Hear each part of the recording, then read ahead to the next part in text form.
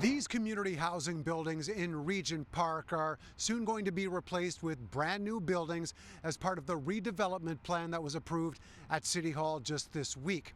They will be replacing the current units plus adding hundreds more affordable housing units, but people here in the community say it's still not enough.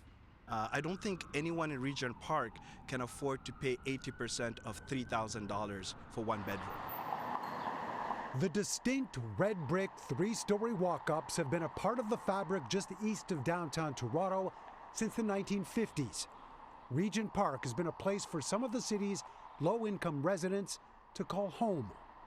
Now, as the final phases of redevelopment are set to begin south of Gerrard, those currently in the area are worried that what's to come doesn't fulfill their needs. I'm wondering who they're building housing for.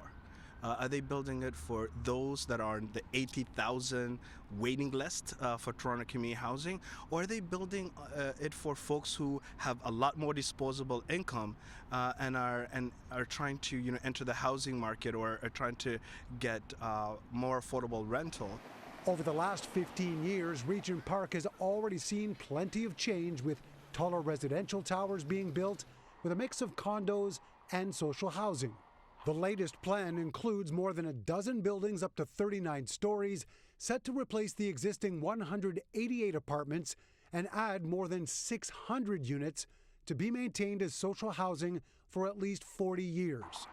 The city and Toronto Community Housing have partnered with an organization like Tridel on this, who have done Alexandra Park, are doing one of the Housing Now sites.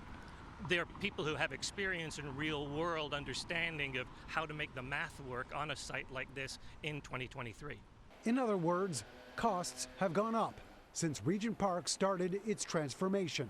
While more community space, a central plaza, and new retail along Gerrard are planned as part of these phases, the local neighborhood association believes more space could have been created for future needs.